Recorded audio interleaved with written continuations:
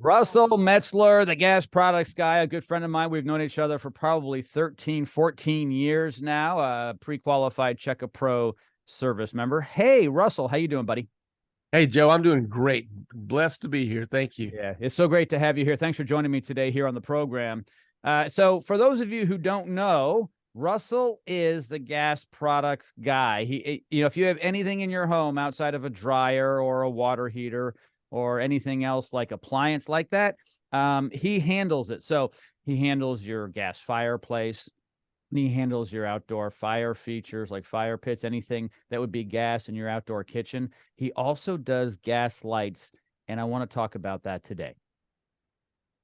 Yep, So, gas lights. We do gas lights that are on posts out in the yard, or gas lights that are mounted to the house, either side of the entryway or anywhere on the house. They have issues that they have to be maintained. They can be replaced. They can be repaired. We offer all those services.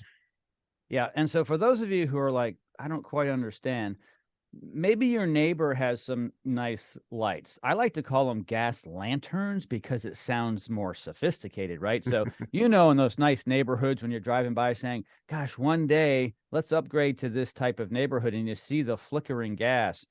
Those are really nice. They add a lot of elegance and warmth to a home, kind of castle-like. And they're not really that expensive. They seem very elegant. And then again, you might drive through a neighborhood that has a post out front that has a gas light. And it's a different one. It more glows than flickers, but it's still an efficient way to bring light to the yard. So what's the difference between those two, the flickering ones and the ones that glow? So the ones that glow have what we call mantles. It's just some people refer to it as the sack. Some people refer to it as that thingy that hangs down. But they're all they're talking about mantles, and mantles is it's a mesh material that when you set fire to it, it turns to ash and begins to glow, and it puts off that light. They say about 70 watts of light, and it'll keep burning even if the electricity goes off. So it can be a very beneficial thing, especially during a storm or after a storm when the lights have all gone out and that sort of thing. And And the other type of lights, the ones you asked about, the flickering ones, mm-hmm. those are what we call open flame lights. And the open flame lights, people love that look. It's the ambience is a word I hear quite a bit when talking about those. They don't give off as much light, but they are very elegant, very pretty.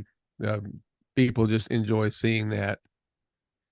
Yeah, they are. I've had them before on a previous home I've lived in, and they're really low maintenance. Every once in a while, though, you need to have them maintained, but they don't burn out like a light bulb. They use very little gas, and it's really, really worth that ambiance, that warm feeling. It's inviting. When you go to someone's front door, you want to be welcomed.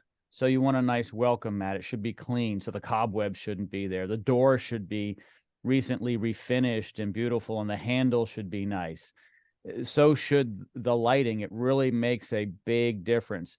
If you want to learn more about this, you've got to contact Russell Metzler from Gas Product Services. All of his information is located in the description of this podcast.